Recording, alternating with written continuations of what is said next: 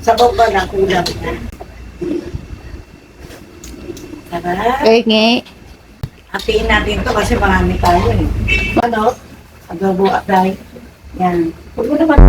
Ano? Adobo atay. Yan. Huwag mo naman.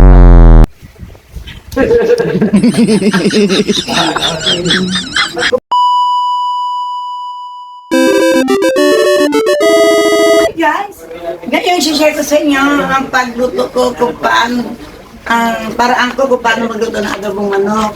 Pwedeng haluan mo ng adobong baboy, adobong lagyan mo ng atay. So, sama-sama yan, suka, toyo, bawang. Lalagay mo sa ilalim yung mga bawang, saka yung pamintang buo, saka dahon ng laurel. Pag kumulo na siya, lambat ang Ibig sabihin, pabukulaan mo na yung manok. papakulan mo muna.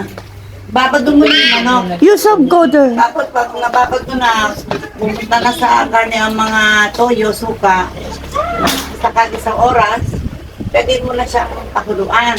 Sa may dahon ng laurel, pamintang buo, saka bawang yun. Kunyari, gumulo na siya. Tutulungan nyo din ng konting tubig na may toyo na may suka yung manok, ando yung dahon ng laurel. Kailangan ba nakatakip yung kawali? Huwag yung tatakpan ng kawali para abot ng takip kasi yung parilansa ng ano, mawala habang kumukulo. Diba? Huwag yung tatakpan ng kawali para abot ng takip kasi yung parilansa ng ano, mawala habang kumukulo. Diba? So yan, pag kumulo na siya, malabot na yung meat, iwalay mo yung karne. Yung mga manok, baboy, o whatever na inakadobo mo. Tapos magigisa ka na ng bawang. Ipiprito mo pala yung manok muna sa ibang kawali. Pag alam mo parang masarap, May ano yan pag nuluto ka na. ilalagay mo na yung sa Baparad. kumulo. Oo. Saka, para matikman yung naman yung ibang lasa ng adobo, ang sikreto naman ay lagyan nyo ng peanut butter. Luwagin nyo ng ganyan. Tapos yan, sama nyo na ang patatas. Ready to eat! Kung kasama na yung patatas. Ilalagay mo na yung patatas kung medyo luto na yung karne, yung manok, adobo atay. Yan. Huwag mo naman transport. Mas masarap pag dito, ma. Oo, kasi para kumakain ng fried chicken na adobo.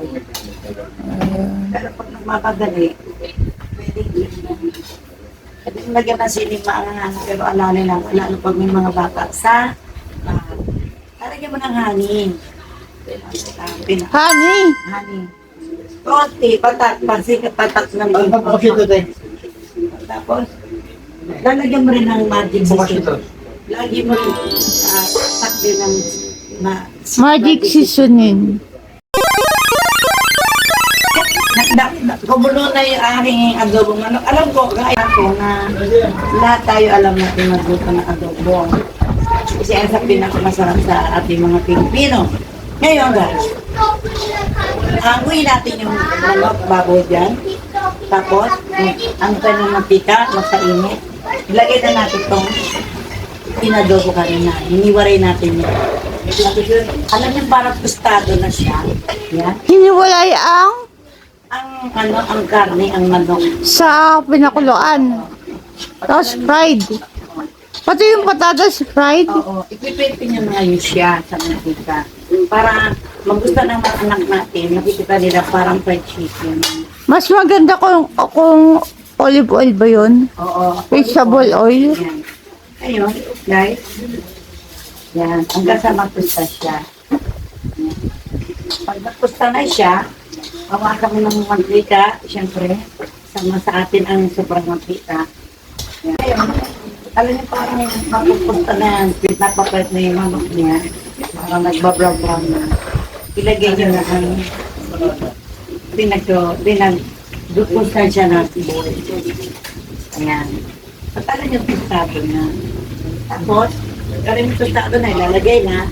Timplahan nyo lang peanut butter para masarap. Matitikman nyo ang sarap.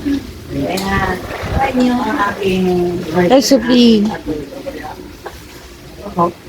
Thank Pag, you. pag prito, lagyan na yung broth. Oo, ilagay na pag tostado na yung ano.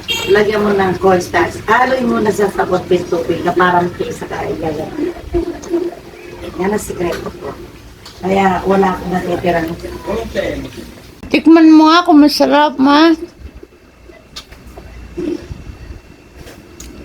Tara. Penge. Hatiin natin to kasi marami tayo eh. Wala. Salamat po.